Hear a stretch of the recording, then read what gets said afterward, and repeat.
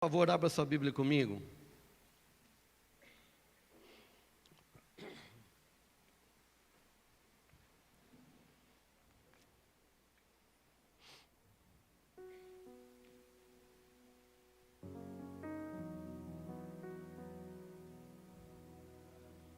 João capítulo 6, versículo 22.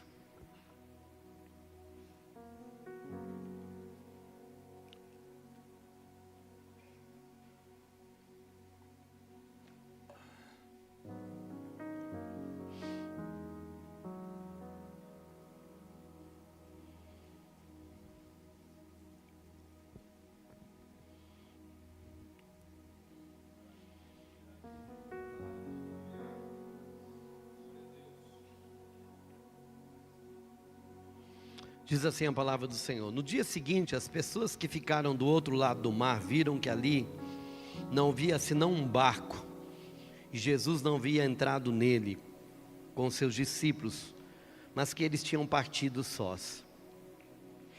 Entretanto, outros barcos chegaram de Tiberíades, próximo do lugar onde o povo havia comido pão, após o Senhor havido dado graças. Quando as pessoas da multidão perceberam que Jesus não estava ali, nem seus discípulos, entraram em seus barcos e partiram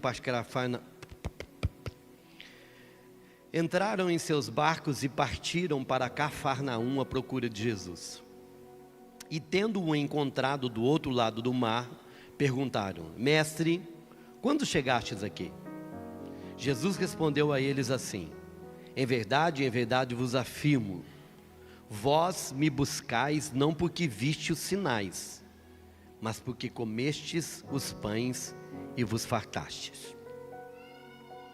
Trabalhai não pelo alimento que se perde, mas pela comida que permanece para a vida eterna, alimento que o Filho do Homem vos dará, pois Deus o Pai colocou o seu selo sobre ele.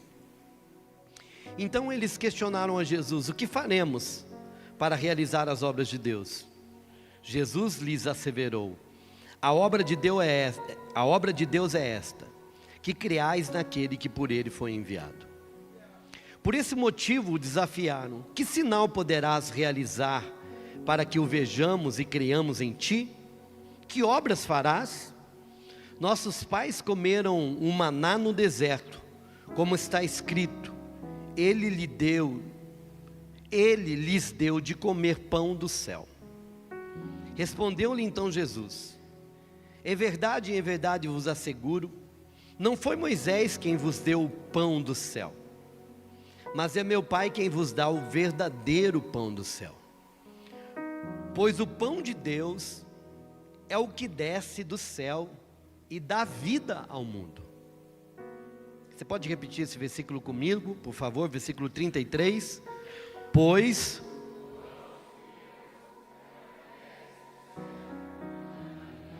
mais uma vez.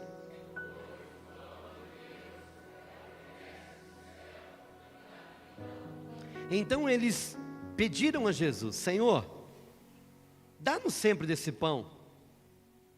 Diante disso, Jesus ministrou-lhes: eu sou o pão da vida.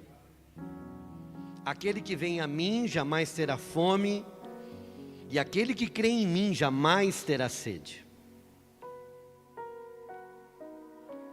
Todavia, como eu vos disse, embora me tenhais visto e ainda não credes, todo aquele que o Pai me der, esse virá a mim, e o que vem a mim, de maneira nenhuma eu o excluirei. Pois eu desci do céu não para fazer a minha própria vontade, mas a vontade daquele que me enviou. E essa é a vontade do Pai, ao qual me enviou, que eu não perca nenhum de todos os que Ele me deu, mas que eu os ressuscite no último dia.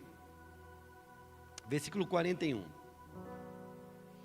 Então os judeus começaram a se queixar dele, porque dissera: eu sou o pão que desce do céu.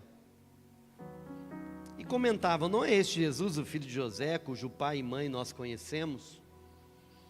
Como pode então ele dizer: eu desci do céu? Por essa razão, Jesus assim respondeu-lhes: não murmureis entre vós. Ninguém pode vir a mim, a menos que o Pai, ao qual me enviou, o atrair, e eu o ressuscitarei no último dia. Está escrito nos profetas: e serão todos ensinados por Deus. Sendo assim, todo aquele que ouve o Pai e dele aprende, vem a mim. Não que alguém tenha visto o Pai, a não ser aquele que vem de Deus. Só ele viu o Pai. 47. Em verdade vos asseguro que aquele que crê em mim tem a vida eterna. Versículo 48. Eu sou o pão. Eu sou o pão. Vossos pais comeram maná no deserto e estão mortos. Preste atenção. Que ele vai responder algo que ele diz lá em cima.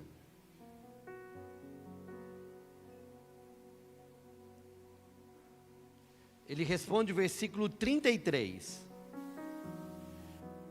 Pois o pão, versículo 33, pois o pão de Deus é o que desce e dá vida ao mundo.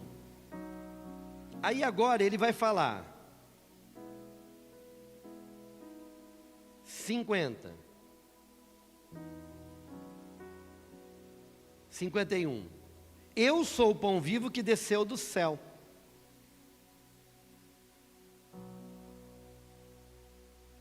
Versículo 50 primeiro. Este é o pão que desce do céu, para que todo que dele comer não morra.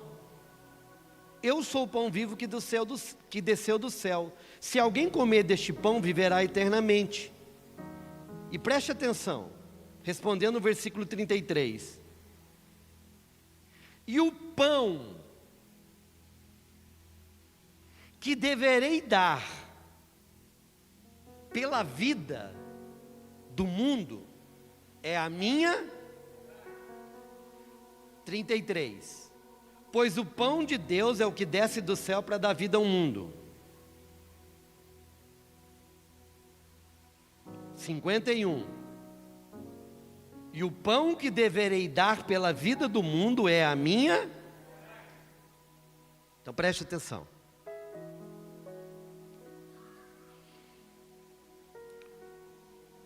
Jesus está fazendo milagre, o povo vem atrás dele. Jesus pega um barco junto com seus discípulos, atravessa o Tiberíades, vai até outra região, o povo chega, eles começam, uma multidão, começa um diálogo, preste atenção. O povo que tinha sido alimentado da multiplicação de pães, da segunda multiplicação, que tinha comido milhares de pessoas. Esse povo, vendo que Jesus era capaz de multiplicar pão, eles vão no outro dia. Jesus não está, Jesus tinha partido para outro lugar. Esse povo pega os barcos e vai até Jesus. Mas a intenção deles era transformar Jesus num líder político. Aquela história, vamos colocar alguém que dê pão. Esse daí não precisa nem de trabalhar, ele faz milagre. Quando eles vêm com essa intenção, Jesus fala: vocês não entenderam por que eu multipliquei pão. Vocês não vieram por causa do sinal, vocês vieram por causa do pão. Porque tem diferença do sinal, do milagre e do produto do milagre. O sinal apontava que ele era o Messias, mas eles não conseguiram enxergar isso. Eles só viram um pão. É aquelas pessoas que frequentam a igreja por causa do que Deus faz, não por quem Ele é. Elas não conseguem enxergar o Deus que opera o milagre. Elas só estão por causa do milagre. Aí Jesus diz não. E eles começam então um diálogo. Tá bom, você está falando aí, mas olha, é o seguinte: Moisés nos deu o pão do céu, o maná, Brandão. E aí Jesus pega e repreende: não, vocês estão enganados. Jesus vai chamar eles para uma conversa mais profunda. Ele fala: o verdadeiro pão. E eu preciso que você compreenda algo. Naquela época, irmãos, comer não é igual é hoje. Principalmente na nossa realidade. São pouquíssimas pessoas que têm problema de alimentação. Ela pode não ter dinheiro, mas geralmente alimentar, ela se alimenta. Hoje tem muita gente passando fome, tem, mas é bem menos. Naquela época, o nível de pobreza, o povo malemar fazia para comer, por conta da quantidade de impostos que Roma colocava sobre a vida daquelas pessoas. Então, quando eles começaram a ver esse tipo de coisa, eles aglomeraram em Jesus. Aí Jesus diz: olha, o verdadeiro pão, e o pão que dá vida, e Jesus, ele não estava falando só da questão física, mas ele estava falando de algo mais profundo. Ele fala: é Deus quem dá. E é o pão que vem do céu, versículo 33, que vai dar vida ao mundo. Agora, olhe para mim. Que vida é essa que Jesus estava dizendo? Não era a vida, só a vida física. Ele estava falando da vida eterna. Tanto que a vida ali, você vai encontrar a palavra zoe ali, vida. Agora preste atenção. É uma vida liberta, uma vida que Jesus estava dizendo: olha, o que vai dar vida ao mundo, o lugar da onde o mundo será salvo, o lugar na onde o mundo vai sair da morte para a vida, da condenação para a vida. É disso que Jesus estava dizendo. Ela vai vir por causa do pão que eu vou dar para o mundo, que vai trazer vida, cura ao mundo. Aí então no versículo 50 e 51 ele vai dizer: e esse pão é a minha carne. Sou eu. Eu sou o pão que dá vida ao mundo. E para quem que ele estava falando? Para uma multidão que precisava desse pão. De uma multidão que não conhecia Jesus como Salvador.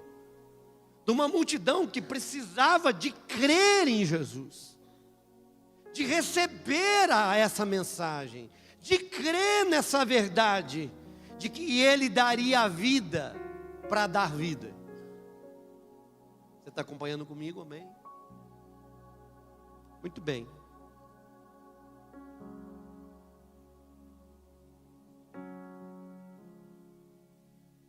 Versículo 52. Então houve grande discussão entre os judeus, e os esbravejavam uns com os outros.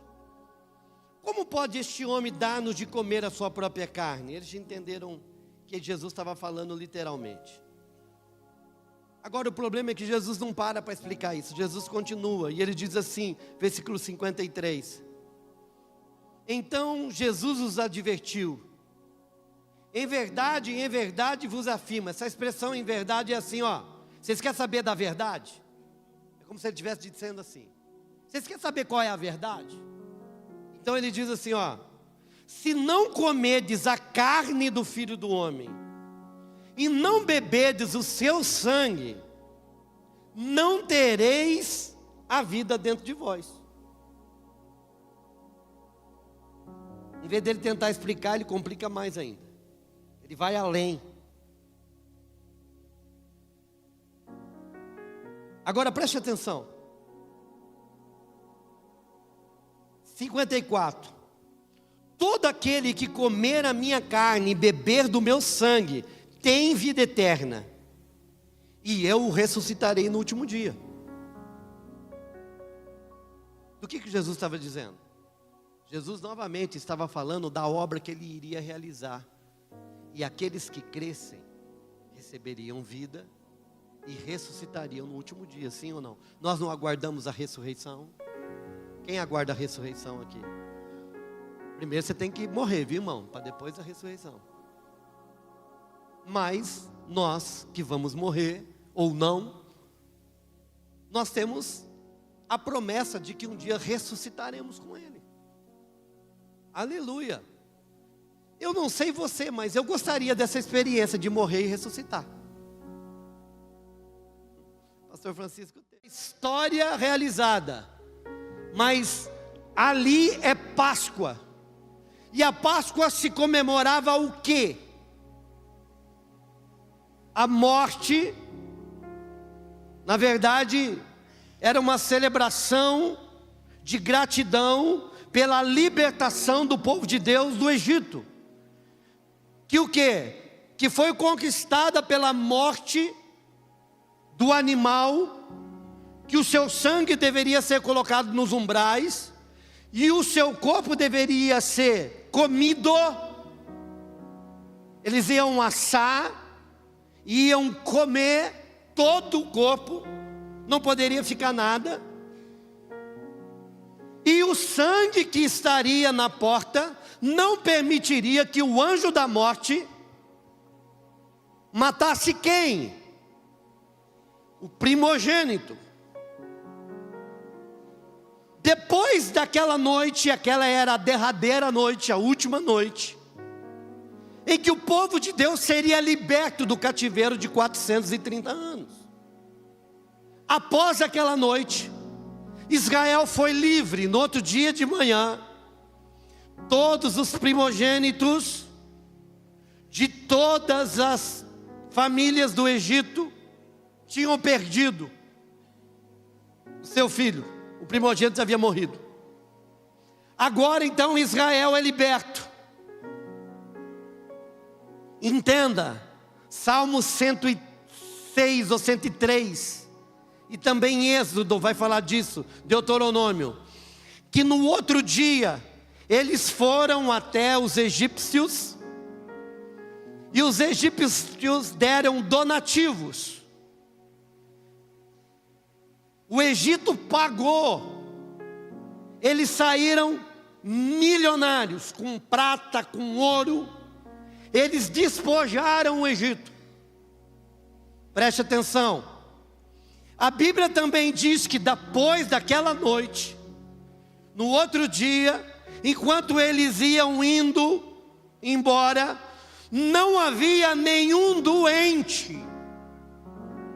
Naquela noite todos foram curados e sarados. A Bíblia diz que não havia um trôpego. Acha o texto para mim aí, Ezequiel. 106, acha para mim exatamente o texto. Então preste atenção, o que acontece simbolicamente, profeticamente naquela noite. Um animal é morto. Presta atenção agora aqui, criança, depois. O animal é morto. O sangue é colocado. A morte não chega.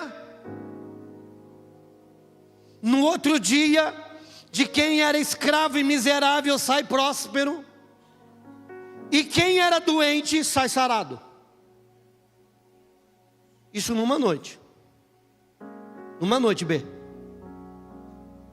Está a história contando. A Bíblia diz que quando Adão e Eva pecam, lembra que ele peca? Quando eles pecam, o que acontece? Eles se veem nus. Romanos 3:23 vai dizer assim, Renata: porque todos pecaram e tudo bem, Caio? E separados estão da glória de Deus. O que é? 105:37. Coloca aí para mim, Salmo 105:37. Só para confirmar o que eu disse. O Senhor libertou Israel daquele povo que saiu cheio de prata e de ouro. Uau! E não se encontrava em suas tribos quem fosse trôpego. Trôpego ali é mancano, doente. não se achava. Agora, pastora Lisa, um povo que estava sofrendo como escravo, um povo que tinha um monte de idoso trabalhando, um povo que na época em que Moisés começou o trabalho de enviar as pragas, eles perderam ainda mais comida. Como que vocês acham que estaria esse povo? E a Bíblia diz que saiu todo mundo zerado. E quando que aconteceu isso? Na noite da Páscoa.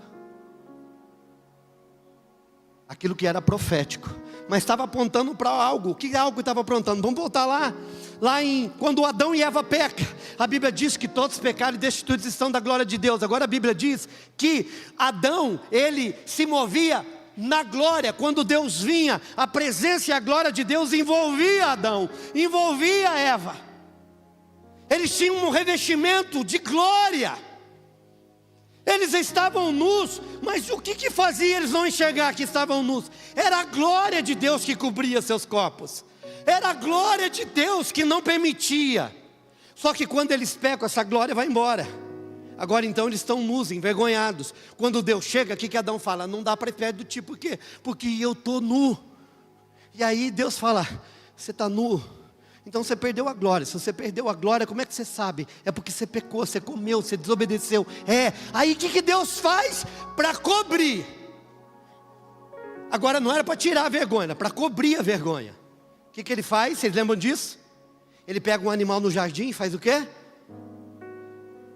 Mata.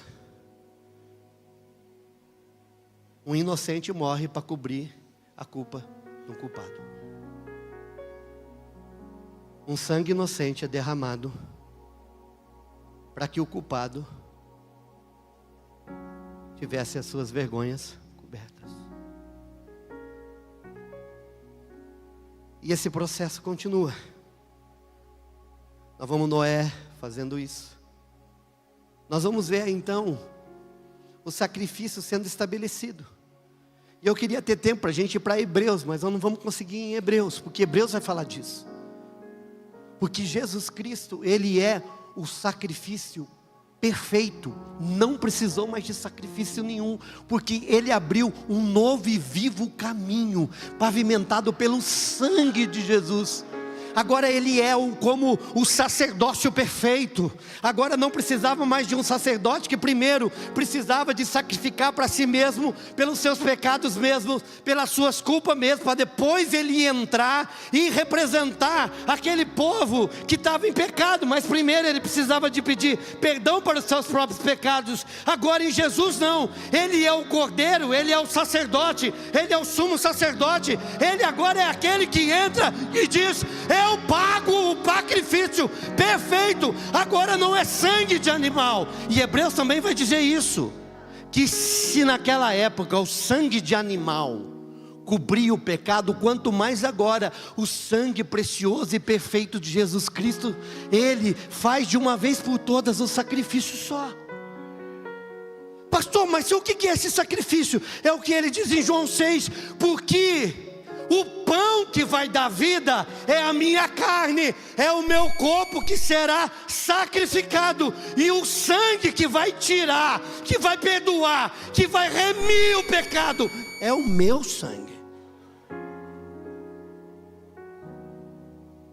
Você está aqui comigo? Agora, lá em Coríntios, ele diz assim, ó: o meu corpo que é dado por vós.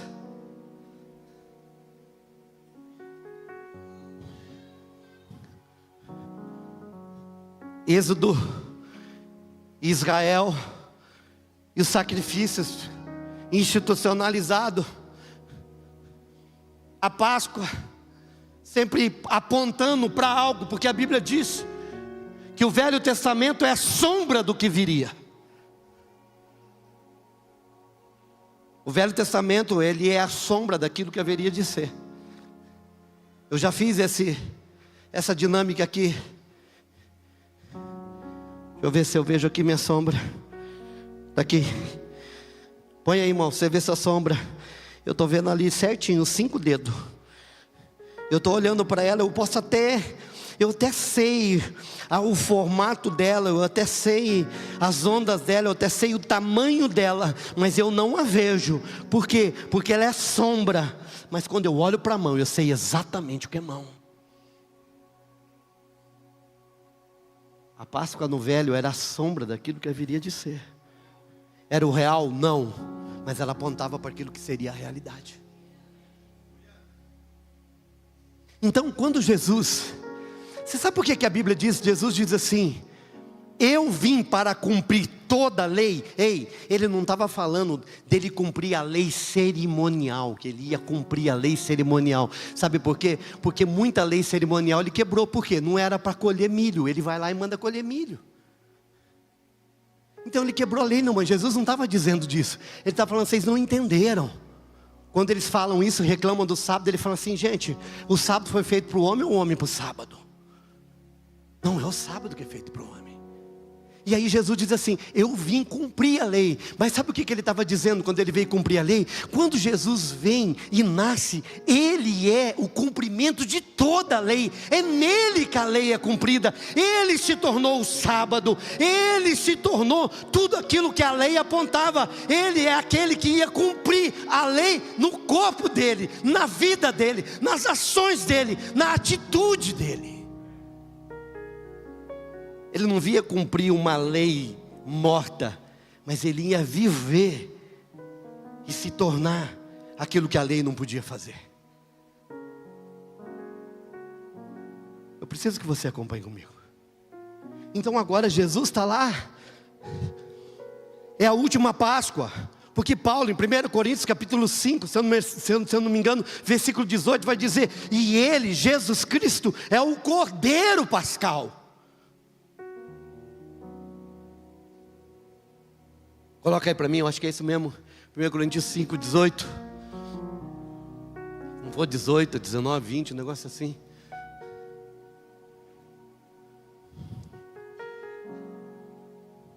Presta atenção.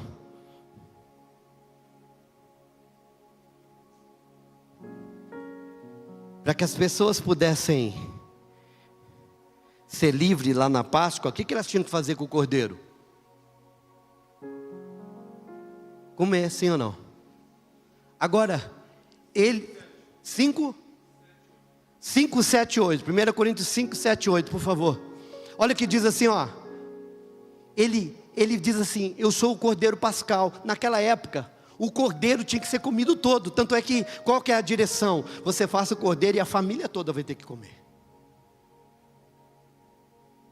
Livrai-vos do fermento velho, a fim de que sejais massa nova e sem fermento. Assim como certamente sois, porquanto Cristo, nosso Cordeiro, foi...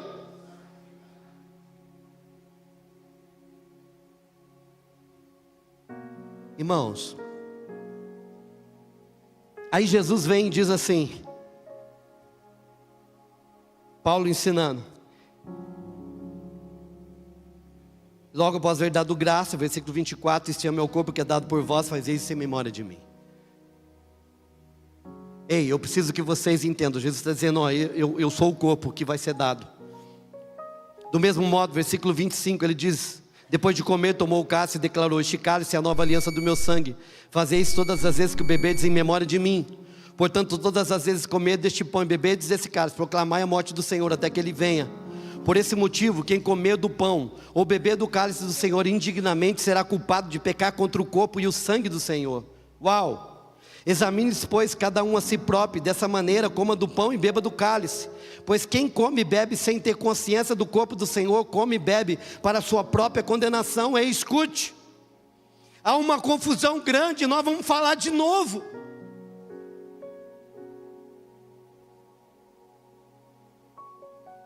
Quem come e bebe indignamente.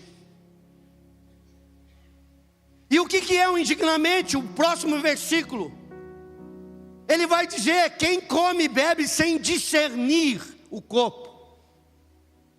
Sem discernir é saber para que é. É sem saber qual é o motivo. É sem saber qual é o significado. Quem come indignamente é quem come sem discernir. Agora preste atenção, e qual que é o discernimento? É exatamente isso. Jesus parte o pão e diz assim, ó, tá vendo esse pão, eu quero que vocês entendam. Jesus era muito didático. Jesus, ele usava as coisas para as pessoas entenderem. Ele diz assim, ó, este é o pão, ele parte, ó, eu sou o pão, ele parte, diz, vocês têm que comer, vocês têm que receber, vocês têm que crer, e o pão que eu vou dar para a vida do mundo, é a minha carne. Jesus estava dizendo, daqui a pouco eu vou ser preso, daqui a pouco eu vou ser torturado, daqui a pouco eu vou ser sacrificado, como o cordeiro pascal, que dá a vida, para que as pessoas culpadas sejam livres.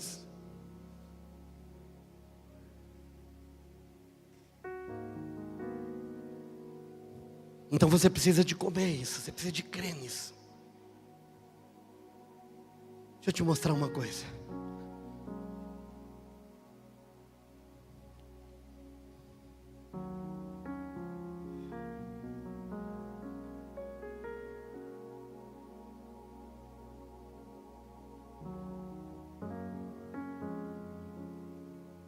Não é à toa que em João capítulo 1, versículo 29... quando João Batista olha e vê Jesus caminhando, o que ele diz? Eis o Cordeiro de Deus que tira.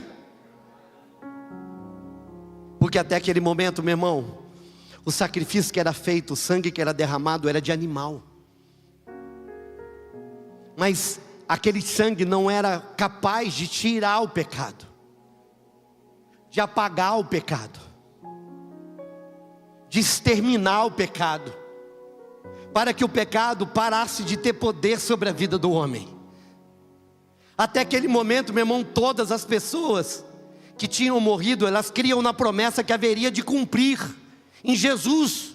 Era pela fé, mas ainda não tinha acontecido agora, diante da eternidade, diante daquele lugar na história. Aquele homem vem, Jesus, ele vem em carne, sem pecado, e ele é aquele que vai pagar o preço, é um inocente que vai morrer. O sangue dele era o sangue que agora pagaria, ele resolveria o problema do pecado.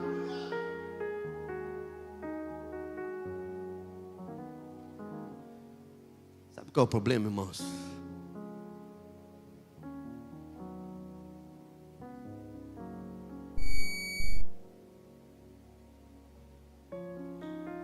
O problema é que a gente tem essas informações aqui, e para a maioria das pessoas não desceu aqui.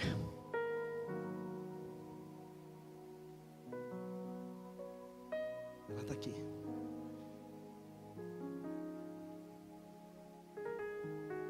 Você sabe, intelectualmente, você sabe por consciência.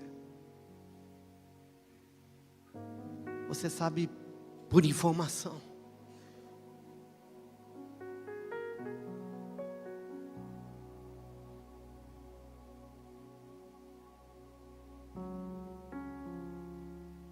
Primeira Pedro, capítulo 1, versículo 18 e 19. Por favor, coloque aí para mim. 1 Pedro 1, 18 e 19. Porquanto estáis cientes de que não foi mediante valores perecíveis como a prata e o ouro que foste resgatados do vosso modo de vida vazio e sem sentido, legado por vossos antepassados, mas fostes resgatados pelo precioso sangue de Cristo, como de cordeiro sem mácula ou defeito algum. Preste atenção, essa informação de Pedro, ela está fazendo referência ao cordeiro pascal. Quando você vai lá em Êxodo capítulo 12, você vai ver exatamente isso. O cordeiro que era escolhido para morrer, ele precisava de ser um cordeiro sem mácula. Tinha que ser o cordeiro perfeito para o sacrifício. E aqui Pedro está dizendo, porque foste resgatados pelo precioso sangue de Cristo, como de cordeiro sem mácula ou defeito algum. Eu quero continuar. Lá em Atos capítulo 8, não precisa de colocar, do 32 ao 35, vai falar a respeito do que se cumpriu em Isaías 53, porque Ele levou sobre si os nossos pecados, mas Deus prova seu amor. Romanos capítulo 5, versículo 8, vai dizer assim: mas Deus prova o seu amor para conosco, em que Cristo morreu por nós, sendo nós ainda... Ei, olha para mim. Sabe qual que é a maior mentira de Satanás? E sabe qual que é o maior problema de você receber e experimentar a obra de Jesus? É porque a gente entende que nós precisamos de fazer alguma coisa. As pessoas vêm para a igreja e ela fala assim: não, eu tenho que melhorar. Realmente a gente para assim e fala assim: irmão, quem quer entregar a vida para Jesus? A pessoa fala assim: não, sabe, eu não vou não, porque eu gosto de pecar. Na verdade eu gosto, eu não quero parar. E é o seguinte, mas eu tenho que melhorar. Eu estou fazendo isso, eu estou fazendo aquilo. E para mim, para a igreja, eu tenho que ficar bem. Para mim, para Jesus, eu tenho que ficar bem.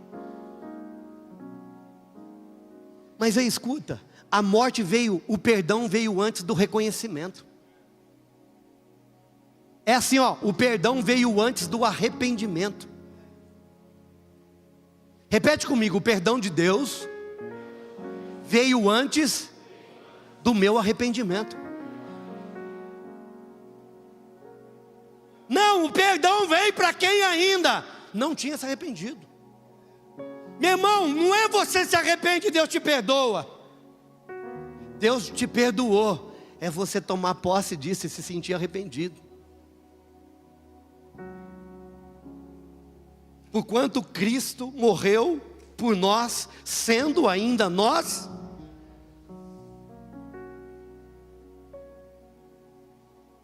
Não tem meritocracia no Evangelho. Ei, no Evangelho não tem assim: porque eu fiz tudo certo, então Deus vai me abençoar. Porque eu fiz tudo certo, então Deus vai me abençoar. Porque eu fiz tudo certo, então eu vou ser salvo. Não é isso. Deixa eu te mostrar outra coisa. Você está aqui comigo, amém? Coloque para mim 2 Coríntios, capítulo 5, versículo 21, por favor.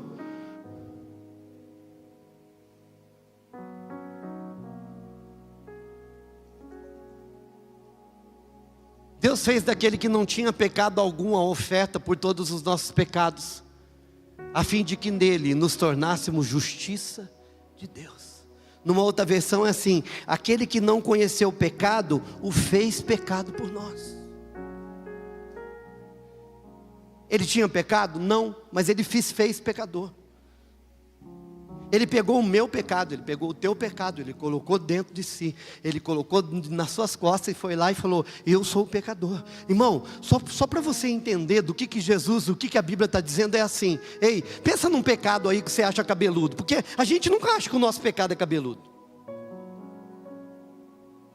Porque aquilo que a gente faz de errado, a gente pensa assim: ah, Deus entende, eu não sou tão mal assim. Não é verdade, irmão? Nós não pensamos que a gente não é tão mal assim, né? Eu olhando daqui, meu irmão, eu só vejo santo. Eu só vejo gente. Pensa num povo, gente boa.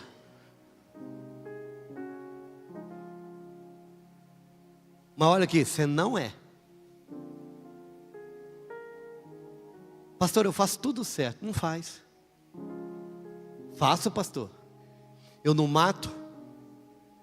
Eu não roubo. Eu pago minhas contas. Porque pensa numa tríplice perfeição: não mato, não roubo, pago minhas contas. Quem vive nesse tripé acha que é melhor do que todo mundo. Não mato, não roubo e pago minhas contas. Paga até você ter dinheiro. Só que a Bíblia diz que no velho era matar, tirar a vida. No novo é se eu falar mal do meu irmão, eu estou matando ele. Quantas pessoas você já matou, fofoqueiro?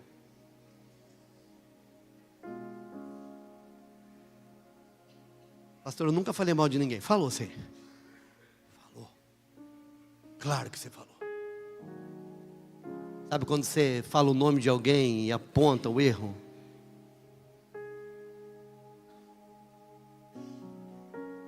O marido fala mal da esposa.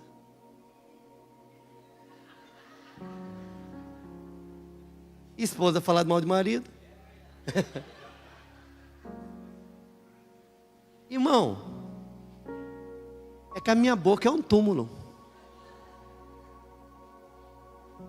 Se soubesse que eu já ouvi em gabinete, que eu falo assim, gente, isso daí está pronto para virar uma tragédia. Agora preste atenção, porque quando se trata a respeito de pecado, a Bíblia coloca todo mundo debaixo de um lugar só. Todo mundo é pecador, todo mundo. Meu irmão, não tem bom. Meu irmão, Deus estabelece uma linha e fala assim, ó, debaixo dessa linha. E qual linha? Toda a humanidade é pecadora e carece da graça, da misericórdia e do perdão de Deus. Não tem ninguém, nenhum bom, diz a Bíblia. Não tem nenhum justo. Não tem ninguém que queira Deus. Não tem. Você se acha legalzão. Eu vou correr.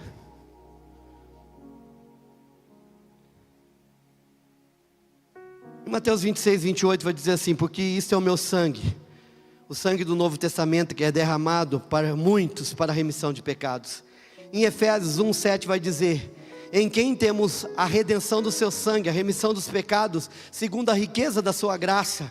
Em Hebreus 9, 22 vai dizer, sem derramamento de sangue não há remissão de pecados. Em Hebreus 9, 12 vai dizer, por seu próprio sangue entrou uma vez no santuário, havendo efetuado uma eterna redenção. Em Romanos 3, 24 vai dizer, sendo justificados gratuitamente pela sua graça, pela redenção que há em Cristo Jesus, a quem Deus propôs a propiciação pela fé no seu sangue. Em Romanos 5, 9 vai dizer, logo muitos agora sendo justificados pelo sangue, seremos por ele salvos da ira. Em Colossenses 1:20 vai dizer, fazendo a paz pelo seu sangue da cruz, reconciliou no corpo da sua carne pela morte. Ei, meu irmão, em Gálatas 2:20 vai dizer, estou crucificado com Cristo, porque Cristo vive em mim. Em Romanos 6 vai dizer, o nosso homem, velho homem foi crucificado, porque o corpo do pecado foi destruído pelo sangue de Jesus. Porque pela morte aniquilasse o que tinha o império da morte, isto é, o diabo.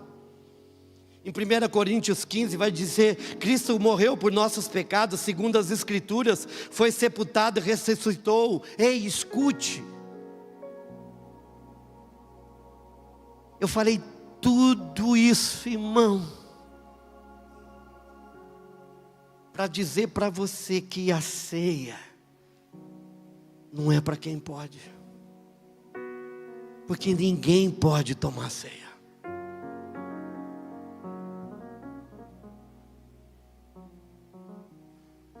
Ceia não tem a ver, meu irmão, com você pecar ou não pecar. Pastor, mas eu vim da minha igreja ensinou. Amém, irmão. Deve ter alguma coisa aqui nessa igreja que nós ensinamos errado, que alguém está ensinando certo.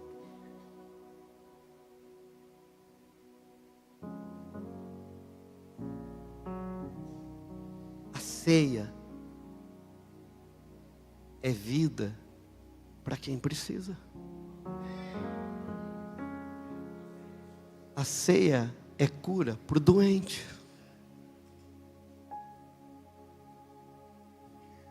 Porque os elementos que Jesus usou na Bíblia,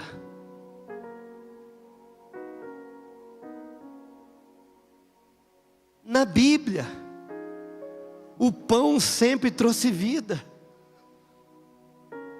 Lembra lá, quando Abraão está voltando da guerra, o que Melquisedeque leva para ele? Melquisedeque, que era o simbolismo, que era a prefiguração de Jesus, ele leva o quê? Pão e... O que Deus fez chover quando o povo ia morrer de fome? Pão. Maná. O que Jesus multiplica quando o povo precisa? Pão. Em lugar na Bíblia, pão é vida. E vida para quem precisa, não para quem tem. Irmão, você não vai alegrar um dono de padaria dando uma cesta de pão para ele.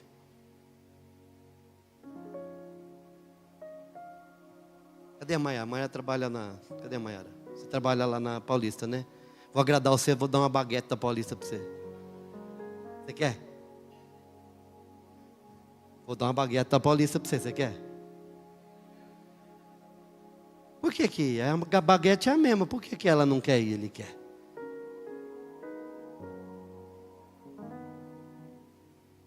Hã?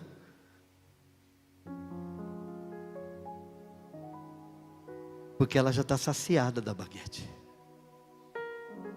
Ele tem fome da baguete.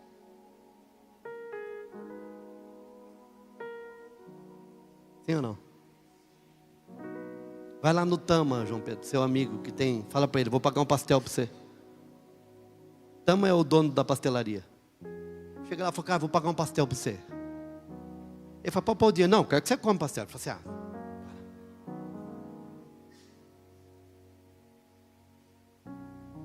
Ei, escute. Mas você sabe que é isso que as igrejas fazem?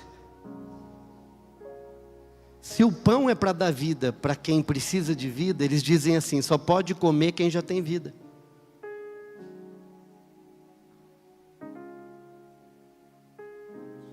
É aquilo que eu sempre falo, Laura, sabe como é que é? É a mesma coisa de chegar uma pessoa doente num consultório médico e o médico diz assim, e a pessoa está lá morrendo, precisando, vamos colocar que essa daqui é a água curadora.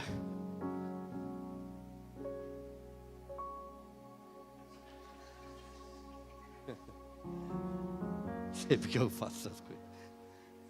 Água curadora, então essa água aqui agora é remédio. Tá? E essa água cura tudo. Essa água, Jesus disse que era a água da vida. E quem bebesse dessa água ia ter vida.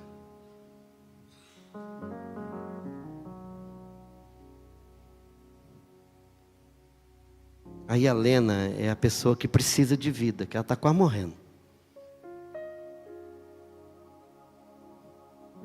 Mas a Marli já tem vida. Ela já bebeu da água, ela tem vida. Aí a Lena chega e fala, eu chego e falo assim, nossa, daqui é a água da vida. Quem beber dessa água tem vida. Aí a Lena, eu quero. Aí eu falo, mas você já tem vida? Ela, não. Então não pode beber da água da vida. Porque essa água aqui da vida só pode beber quem tem vida. É isso que faz com a ceia. Só vai participar da ceia aquele que já entregou a vida para Jesus. Mas o Jesus não é o pão da vida? Então, mas só vai comer do pão quem já comeu do pão. Porque quem não comeu do pão não vai comer do pão agora. Você só vai comer do pão um outro dia que você comer do pão não sei na onde para sentar nessa mesa que é do pão. É como se no dia da ceia fosse vetado salvação. Só serve para quem já é salvo. Aí aquilo que traz vida vira a mesa da morte. Quem comer morre. Comeu devendo cai duro.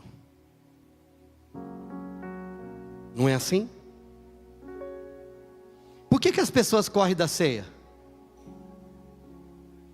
Levanta a mão aí, seja sincero, sem pecar. Quem já correu da ceia? Tem gente que correu, mas está com o braço baixado. Deus está vendo.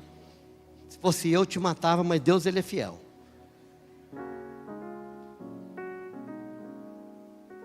Vou dar uma oportunidade de novo. Quem já correu da ceia? Fala, eu já corri. Você nunca correu, Zecão? Ah, Zecão, para. Te conheço. Te conheço desde de hoje. Você correu e correu muito, eu lembro. Tô brincando com o Zecão, gente. Ó, João, você. Deixa eu falar, irmãos. É uma coisa tão absurda.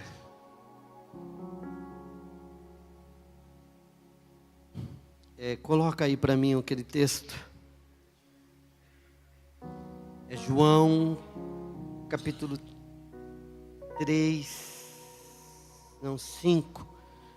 João 5:20, coloca aí para mim. Eu acho que é isso. João 5:20. Não é isso não, 18. Ah, tá em João. Acha aí para mim. Que diz assim, ó: aquele que crê em mim será salvo. Aquele que não crê já está condenado. 3. Tá, procura aí. Pastor Antônio também tem. Procura aí. Acha. 3:17, põe aí.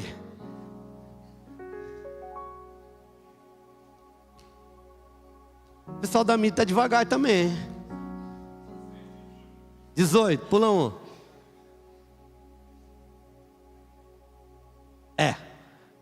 Lê junto comigo, meu irmão. 1, 2, 3.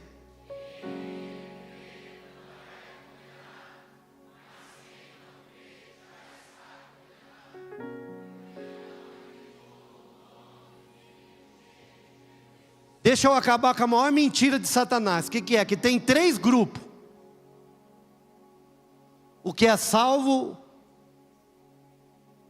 o que está condenado e o que está decidindo. Porque as pessoas que acham assim, ó, você fala assim, ó, de repente tem alguém aqui que está com a vida tudo atrapalhada. Está atrapalhada e vai continuar atrapalhada. Porque deixa eu te falar uma coisa, irmão, só quem conserta a nossa vida é Jesus, viu? Você não vai consertar nunca.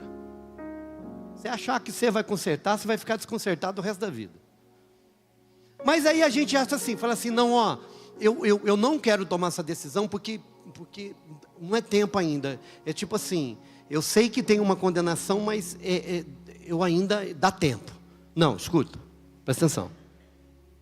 Só tem 2 grupos. Quem foi salvo e quem está condenado. Não tem o terceiro.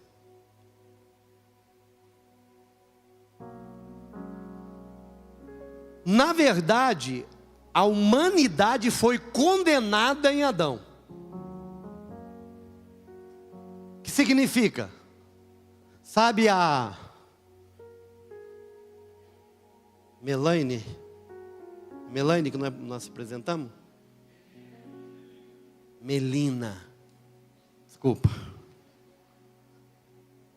Linda, não é, irmãos? Nasceu condenada. As irmãs nunca mais vão querer vir na igreja. Mas a verdade é, já nasceu condenado. Debaixo da condenação do pecado de Adão. Tem um momento da idade da inocência, que nós não sabemos quanto tempo é, que cada criança é uma maturação, e depois vai chegar uma hora que o quê? Que ela vai ter que tomar responsabilidade e ter que tomar uma decisão. É o tempo em que Deus permite que a gente e que o Espírito Santo vai trabalhar. Agora deixa eu te dizer uma coisa, não tem 3 grupos, os condenados, os salvos e aqueles que estão para decidir. Não. Esse texto de João 3,18 está dizendo isso. Ó, aquele que crê será salvo, o que não crê já está. Você não vai ser, camarada. Você já está condenado. Pastor, então significa que se eu não entreguei vida para Jesus, então andando nos caminhos dele, eu já estou condenado? É isso. Não, mas eu não decidi ainda. Não. A decisão é só se você vai ser salvo. Não é se você... Não, eu estou aqui. Não, não tem meio termo.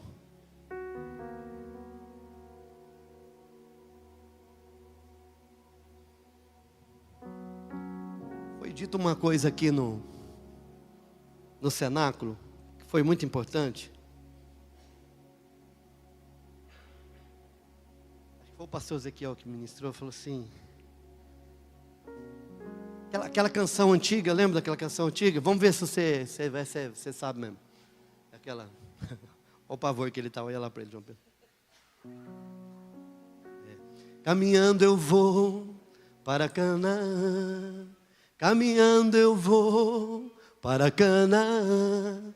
Caminhando eu vou para Canaã. Glória a Deus, caminhando eu vou para Canaã. Aí vem a parte que é do cão. Se você não vai, não impeça a mim. Se você não vai, não impeça a mim. Se você não vai, não impeça a mim.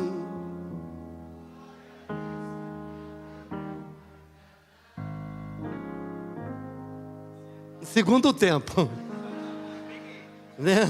Segundo tempo, né, Bê? Não foi assim. Irmãos, é assim que a gente vive. Sabe qual é o problema? O problema é que a gente não está preocupado nem com os outros.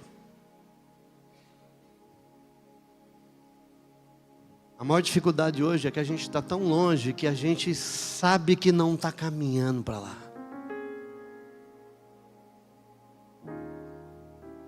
A gente sabe que não está.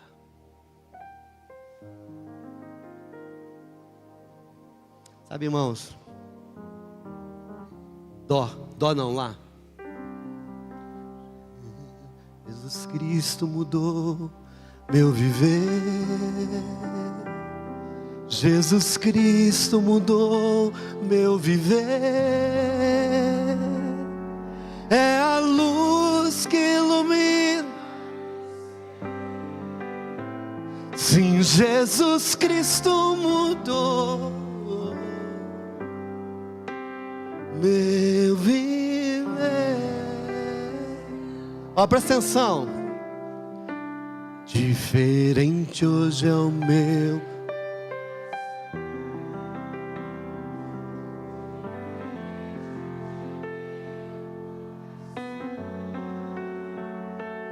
Cristo deu-me paz e perdão. Sim, diferente hoje é o meu coração. Você preste atenção, meu irmão, que essa canção, sabe por que eu gosto de cantar ela? Porque ela fala de uma conversão. Ela fala que Jesus Cristo muda a gente, muda o meu viver. Ele muda o meu jeito de falar, Ele muda o meu jeito de me relacionar, Ele muda o meu jeito de ver a vida. Ele muda o meu coração já não é mais o mesmo. O meu coração, ele já não bate mais pelas mesmas coisas. O meu coração é transformado, o meu coração é mudado. Há uma mudança radical. Jesus, ele chega para Nicodemos e diz assim: é necessário vos nascer de novo. É por isso que, meu irmão, que ceia é comer do pão, é comer, beber do sangue, é vida. Ele traz vida para quem não tinha. Sabe por quê, irmão? Aí a droga vai embora, aí o vício vai embora, aí, meu irmão, o cativeiro do pecado vai embora, a depressão vai embora, a tristeza vai embora, a angústia vai embora, a salvação entra, porque Jesus muda, Ele muda, Ele muda, Ele muda. Aí, meu irmão, a gente não tem que chegar na igreja e falar assim, ó. A gente não tem que chegar na igreja e falar assim: pelo amor de Deus, vem na igreja.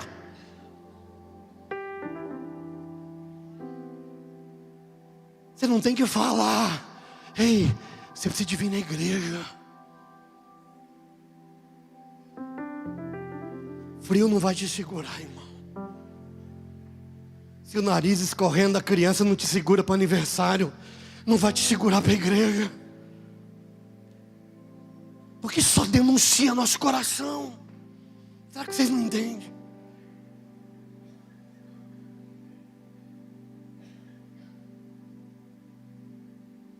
Eu ouvi algo essa semana que me arrebentou.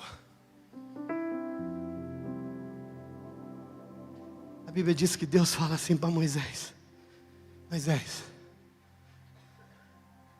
porque Moisés faz a pergunta: Senhor, se perguntarem o que eu vou dizer, quem foi? Ele diz assim: diga que o eu sou te enviou. Ei, olha para mim. Ele continua sendo o eu sou, ele não é o eu era.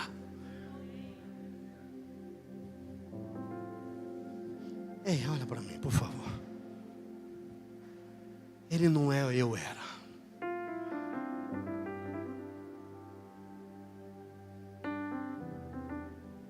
Ele continua transformando o coração.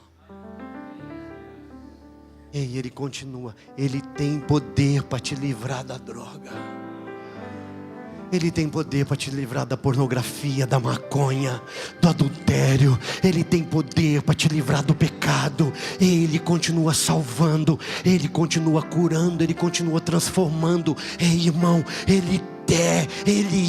Ele é. A Bíblia diz que Ele era, Ele é e Ele há de ser. Ei, meu irmão, não tem nada de errado com Deus. Ou a gente alinha, ou a gente alinha.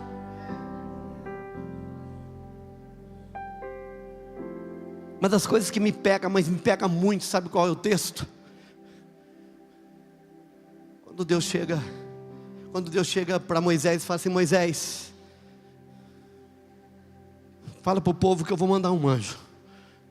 E o que eu prometi eu vou cumprir, mas a minha presença não vai mais com vocês. Porque vocês são duros serviço. Moisés, se eu continuar indo com vocês, eu vou pecar, Moisés, porque... Moisés, não tem jeito, eu sou santo, eu sou puro. Moisés, e vocês não tem jeito, vocês estão...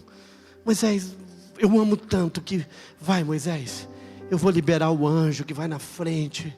Eu vou dar a terra que eu prometi, mas eu não vou.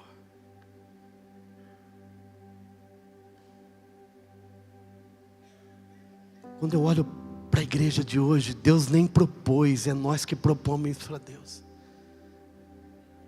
Me dá o que o Senhor tem. Me dê o que o Senhor pode dar. Mas a minha presença não vai estar, não tem problema. O que eu quero é que o Senhor pode dar.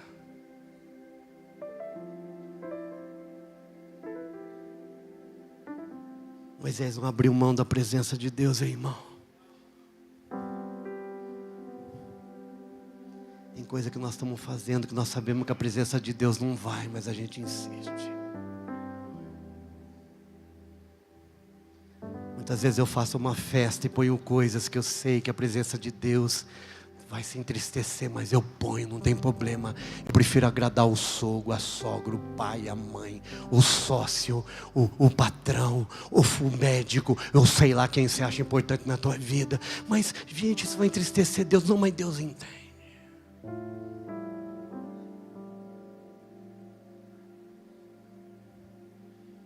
Depois a gente chega para Ele: Deus, eu preciso tanto que o Senhor faça para mim.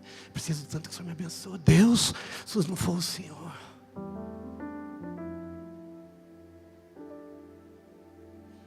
O dia que a gente aprender a valorizar a presença dEle, junto com a presença vem tudo o que Ele é e que Ele tem.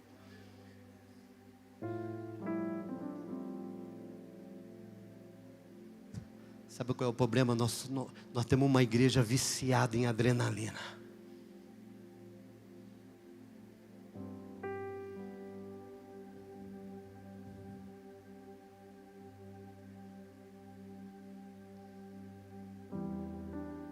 O pastor Nato do quinta-feira falou do povo dos emocionados. Estava falando de um grupo de pessoas, ele diz assim: o problema é os emocionados. O que é os emocionados? É aquele povo que gosta do uau.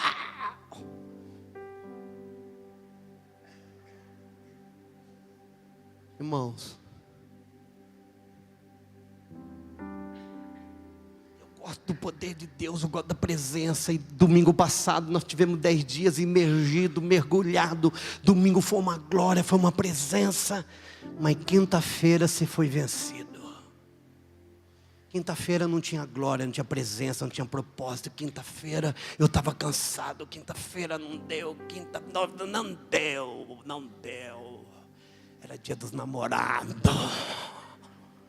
Eu tinha que sair com a minha gata.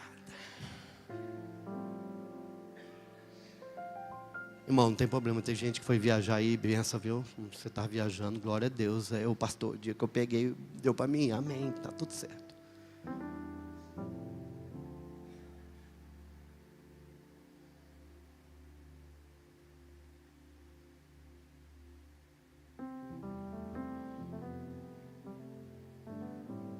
Meu irmão, eu gosto da resposta de Moisés.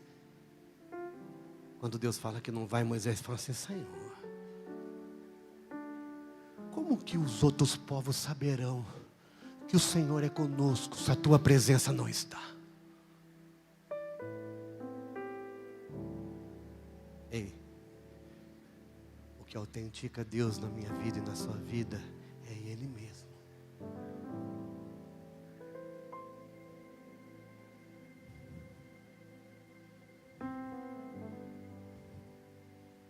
Levanta suas mãos.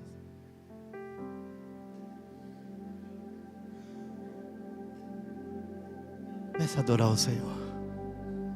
Irmão, eu não vou te convidar para comer. Se você entendeu a palavra,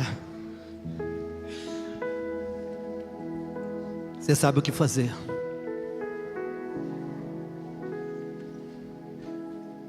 Eu sei que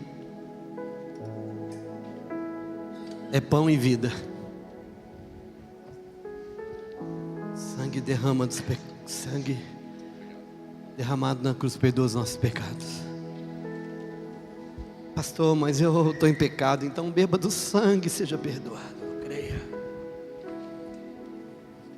Senhor, consagramos o pão, consagramos o cálice.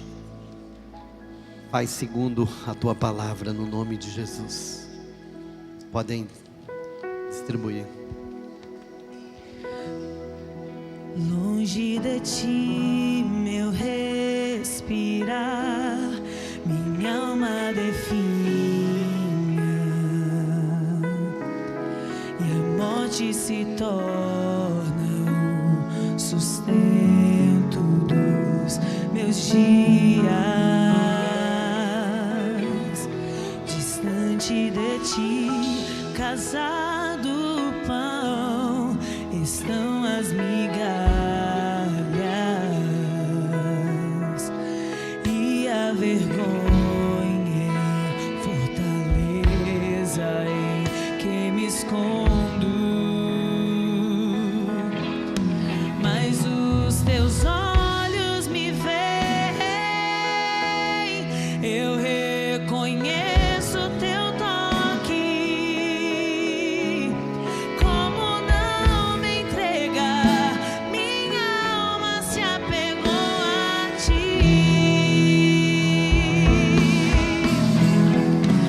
Estou me achegando, eu estou em sua mesa. Eu ainda tenho fome, eu ainda tenho fome. Eu estou me achegando, eu estou em sua mesa. Eu ainda tenho fome, eu ainda tenho fome. Olhe para minha aflição e tem compaixão de mim. Tua graça é a mão que tranquiliza os meus temores. Olhe para minha aflição e vê se há verdade em mim. Eu ainda tenho fome, eu ainda tenho fome de ti. Eu estou me achegando, eu estou em sua mesa. Eu ainda tenho fome, eu ainda tenho fome. Eu estou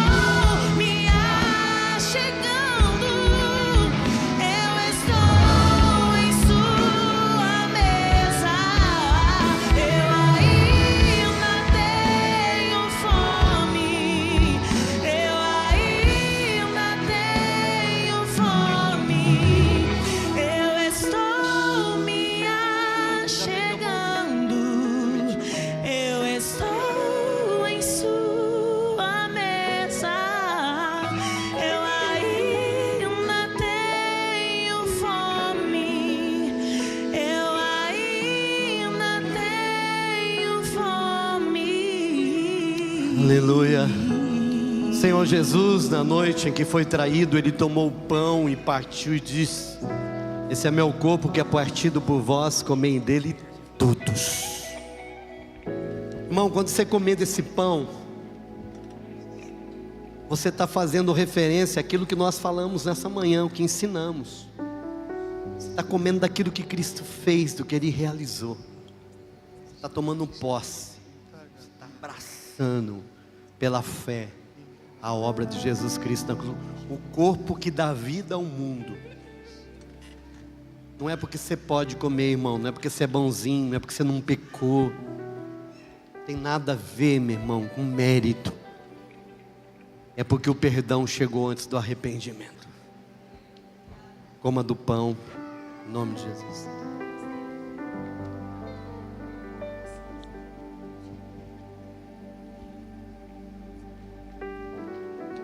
Semelhante modo, Ele pegou o cálice e disse: esse é o cálice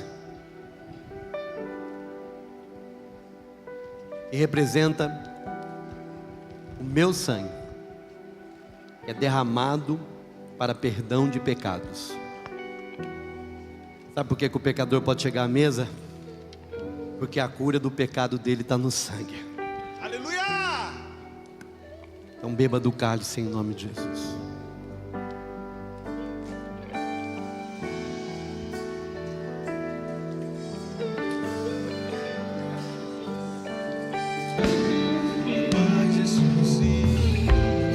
Ei, quero orar contigo.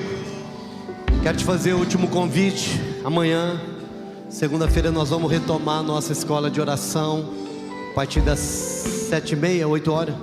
8 horas, né? A partir das 8 horas, nossa escola de oração. Você que está participando, esteja conosco aqui.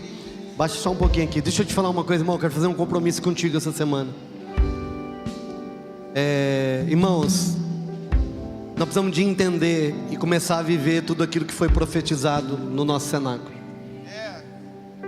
Nós precisamos de ganhar a vida, gente. Precisamos de transformar a Limeira. Precisamos de ganhar Jesus. Precisamos ganhar a Limeira para Jesus. Então deixa eu te dizer uma coisa. Eu quero orar por você agora para que Deus te capacite, para que você fale de Jesus para alguém essa semana. Amém? Você tá ligado nisso? E Deus vai preparar para você falar de Jesus, não sei na onde, mas Deus vai te capacitar. E essa pessoa vai se interessar. E você vai começar a falar de Jesus para ela. Não fique com pressa de chamar ela para vir para a igreja. Mas se der certo, pode chamar. Irmãos, quero me comprometer com os irmãos que, se vocês fizerem a parte de vocês, nós aqui vamos fazer a nossa parte. Vai haver presença de Deus, vai haver unção de Deus, vai haver manifestação de Deus neste lugar. Porque foi para isso que Deus nos chamou, foi para isso que Deus me chamou. Eu sei o que Deus me deu e o que eu carrego. Nós vamos ver as maravilhas do Senhor se manifestando neste lugar, amém? Faz assim com as mãos. Senhor, eu te peço que o Senhor capacite meu irmão e minha irmã para falar do Senhor para alguém. Coloque alguém que precisa do teu amor, que precisa de Jesus. Dá intrepidez, dá coragem para ele e para ela manifestar a tua glória, a tua presença e o teu nome na vida dessas pessoas.